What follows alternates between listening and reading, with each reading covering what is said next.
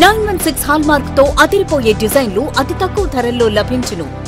Sanghvi gold opposite head post office Acharya street Nellore. Welcome to sauce TV. నేను మీ ఆబిద్ హుసేన్. ఇటీవల YS Jaganmohan Reddy మాజీ ముఖ్యమంత్రిపై విమర్శలు ఎక్కువైనాయా? సొంత నాయకులే ఆయనపై విమర్శలు చేస్తూ ఉన్నారా అంటే అవుననే సమాధానం వస్తుంది. అధికారం కోల్పోతే పక్కన వాళ్ళు కూడా విమర్శలు చేసేటువంటి పరిస్థితి ఉంటుందా అనేటువంటిది ఇప్పుడు చర్చనీయాంశంగా మారిపోయింది. అయితే దీనికి గల కారణాలు అయితే చాలానే ఉన్నాయి. ప్రధానంగా ఇటువంటి విమర్శలు చేసింది ఎవరో కాదు, వైఎస్ జగన్మోహన్ రెడ్డి సొంత కోఠారిలో ఉండేటువంటి పేర్ని నాని కావచ్చు, కేతిరెడ్డి కావచ్చు, వీరిద్దరు కూడా చేసినటువంటి విమర్శలు ఇప్పుడు హాట్ టాపిక్గా మారిపోయాయి. ప్రధానంగా పేర్ని నాని ఇటీవల ఓ ఇంటర్వ్యూలో చెప్తూ జగన్ వల్ల కార్యకర్తలకు తీవ్ర నష్టం కలిగింది అనేటువంటి ఆరోపణలు చేశారు. ఈ ఆరోపణలు ఇప్పుడు హాట్ టాపిక్గా మారిపోయాయి. దీనివల్ల కేడర్ కూడా పూర్తిగా నష్టపోయింది, పార్టీకి తీరని నష్టం కలిగింది అనేటువంటి మాట అయితే మాట్లాడారు. ఎక్కువగా అధికారుల మీద ఫోకస్ చేశారు, అధికారులు చెప్పిందే విన్నారు, కానీ ఎమ్మెల్యేలు జీరో అయిపోయారు. ఎమ్మెల్యేలు చెప్పినటువంటి విషయాన్ని జగన్ చెవికి తీసుకోలేదు. ఇదే ఇప్పుడు ఈ సమస్యకు కారణం అంటూ పేర్ని నాని ఓ ఇంటర్వ్యూలో చెప్పడం జరిగింది. అందరూ కూడా దీని మీదే చర్చించుకుంటున్నారు. నిజంగా అటువంటి పరిస్థితి ఉందా, అటువంటిది జరిగిందా అని. సో వైనాట్ 175 అంటూ చెప్పినటువంటి వైఎస్ జగన్మోహన్ రెడ్డి కేవలం 11 స్థానాలకు పరిమితం అవడం జరిగింది. సో 11 స్థానాలకు పరిమితమైన తర్వాత ఎప్పుడైతే ఒక్కొక్కరుగా బయటకు వస్తున్నారు, జగన్మోహన్ రెడ్డి మీద తమ సొంత అధినేత మీదే విమర్శలు చేసేటువంటి పరిస్థితి ఉంది. నిన్నటిదాకా ఆయనతో పాటు తిరిగారు, మరి నిన్న ఎందుకు చెప్పలేదు అనేటువంటి మాట కూడా యాంకర్ ప్రశ్నించడం జరిగేది. దానికైతే వాళ్ళు మేము చెప్పాము, ఆయన తీసుకోలేదు అన్నటువంటి విధంగా సమాధానం అయితే చెప్పడం జరిగింది.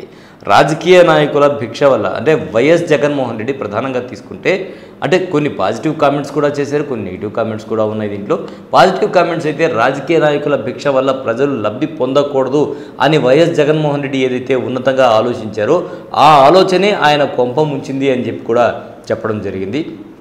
సో ప్రధానంగా ఏంటంటే వైఎస్ జగన్మోహన్ రెడ్డి మధ్యవర్తులు లేకుండా తమ పార్టీ వాళ్ళ పరాయి పార్టీ వాళ్ళ అనేది చూడకుండా ప్రజలకు లబ్ధి చేకూర్చాలి అని భావించి ఆ దిశగా ఆయన అడుగులు వేయడం జరిగింది. ఆ దిశగా సంక్షేమ పథకాలు అందించాలి అనేటువంటి ఒకే ఒక్క విషయం మీద ఆయన కేంద్రీకృతం అవడం జరిగింది. సంక్షేమ విప్లవం వైపు జగన్ దృష్టి సారించారు కాబట్టి ఈరోజు మాకు ఈ పరిస్థితి వచ్చింది అనే విధంగా పేర్ని నాని చెప్పడం జరిగింది.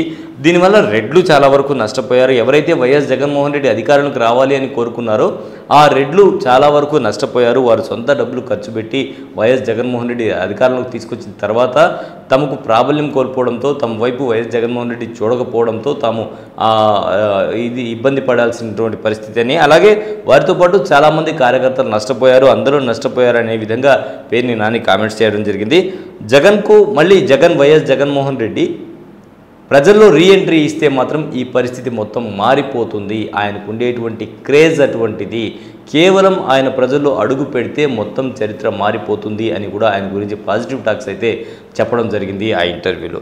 అలాగే పూర్వ వైభవం కూడా వస్తుంది పార్టీకి, పూర్వ వైభవం తీసుకొస్తారు జగన్మోహన్ రెడ్డి, ఆయన కార్యకర్తలను కాపాడుకుంటారు. ఆ దిశగా ప్రస్తుతం అయితే మేమంతా అడుగులు వేస్తూ ఉన్నాం.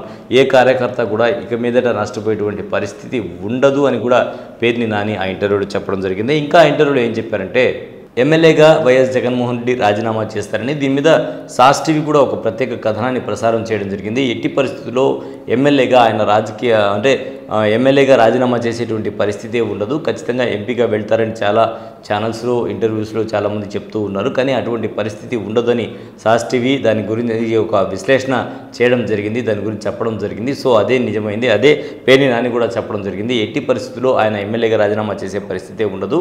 పార్టీకి పూర్వ వైభవం తీసుకురావడానికి ఆయన ఎమ్మెల్యేగా ప్రజల్లో తిరుగుతారు, ప్రజల్లో సంచరిస్తారు, ప్రజల్లో మార్పు తీసుకొస్తారు అని చెప్పడం జరిగింది. సో ఆయన ప్రజల్లోకి ఎప్పుడైతే ఎంటర్ అవుతారో అప్పుడు మొత్తం మార్పు వస్తుంది అని కూడా ఆయన పేర్ని నాని బలంగా విశ్వసిస్తూ ఉన్నారు. లక్షల మంది రాజకీయ పార్టీలో తీసుకొచ్చామని కేతిరెడ్డి ఏదైతే చెప్పారో, వైఎస్ జగన్మోహన్ రెడ్డిని నమ్మి చాలామంది రాజకీయాలకు వచ్చారని కేతిరెడ్డి చేసినటువంటి కామెంట్స్ ఏవైతే ఉన్నాయో అవి కూడా ఆయన పేర్ని నాని ఒకసారి పునరుద్ఘాటన చేయడం జరిగింది. అందరూ కూడా వైఎస్ జగన్మోహన్ రెడ్డిని నమ్మే ఆ రోజు మేము రాజకీయాల్లోకి ఆయన వెంట నడవడానికి ముందుకు వచ్చామని చెప్పడం జరిగింది. అయితే ఇక్కడే నెగిటివ్ కామెంట్ కూడా ఒకటి చేయడం జరిగింది. సీఎంఓను నడపడంలో వైఎస్ జగన్మోహన్ రెడ్డి పూర్తిగా విఫలమయ్యారు అని కూడా ఆయన కామెంట్ చేయడం జరిగింది. సీఎం జగన్ అంటే మాజీ సీఎం జగన్ సీఎంఓను నడపడంలో కొంత విఫలమయ్యారు అనేటువంటి మాటను ఆయన ప్రయోగించడం జరిగింది. ఇది ఇప్పుడు హాట్ టాపిక్గా మారిపోయింది. అధికారులను నమ్మి ఎప్పుడు కూడా మనం రాజకీయాలు నడపకూడదు. అయితే అధికారులను నమ్మి అధికారులు చెప్పిన మాటలు విని ఆయన ప్రభుత్వాన్ని నడపడం జరిగింది. దానివల్లే ఈరోజు ఈ పరిస్థితి ఉంది. ఎమ్మెల్యేలకు ప్రయారిటీ ఇవ్వలేదు అని చెప్పారు. అలాగే అమరావతి మార్పు గురించి కూడా యాంకర్ ప్రశ్నించడంతో దానికి కూడా ఆయన సమాధానం చెప్తూ వచ్చారు. అమరావతి మార్పు అయితే ఓటమికి కారణం కాదు. రాజధాని మార్పు ఏదైతే ఉందో రాజధాని మార్పు అనేటువంటి మాట అయితే ఓటమికి కారణం కాదు అని కూడా కరాఖండిగా చెప్పడం జరిగింది. దీనికి ఒక ఎగ్జాంపుల్గా ఇచ్చారు. గతంలో అమరావతి ప్రాంతంలో తమ పార్టీ గెలుపు సాధించింది కాబట్టి అమరావతి అనేది ఓటమికి కారణం కాదు అని కూడా చెప్పడం జరిగింది. సో ఓవరాల్గా ఆయన చెప్పినటువంటి ఆ ఇంటర్వ్యూలో సారాంశం తీసుకుంటే ప్రధానంగా వైఎస్ జగన్మోహన్ రెడ్డి మళ్ళీ ప్రజల్లోకి వస్తారు, కార్యకర్తల్ని కాపాడుకుంటామని చెప్పారు. సీఎంఓను నడపడంలో వైఎస్ జగన్మోహన్ రెడ్డి కొంత ప్రభుత్వ అధికారుల మాటలు విన్నారు అనేటువంటి మాట కూడా మాట్లాడడం జరిగింది. సో ఈ విధంగా మొత్తంగా తీసుకుంటే ప్రధానంగా ఎమ్మెల్యేల మాట వినకపోవడం, రాజకీయ నాయకులకు ఎక్కువ ప్రయారిటీ ఇవ్వకపోవడం ఏదైతే ఉన్నాయో ఇవన్నీ కూడా మళ్ళీ సమీక్షించుకోవాల్సినటువంటి అవసరం ఉంది అనే విధంగా పేరుని నాని కామెంట్స్ చేయడం జరిగింది. ఇది ఇవాల్టి స్పెషల్ స్టోరీ. మరో స్పెషల్ స్టోరీలో మళ్ళీ కలుద్దాం. అంతవరకు సెలవు. నమస్కారం. సంఘ్వి గోల్డ్ స్వర్ణాభరణాల కొనుగోలుకు ఒక నమ్మకం.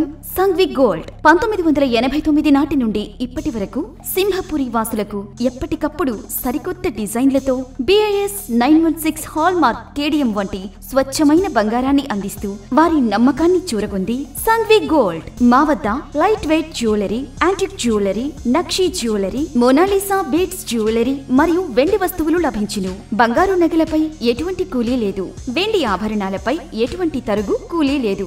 ఆర్డర్ చేసిన అన్ని రకాల ఆభరణాలు సకాలంలో తయారు చేసి ఇవ్వబడును. మార్కెట్లో ఎవ్వరూ ఇవ్వలేని విధంగా బంగారు నగలపై అతి తక్కువ తరుగు, మేకింగ్ ఛార్జెస్ లేవు మరియు అందరికీ అందుబాటులో ధరలో మా ప్రత్యేకత.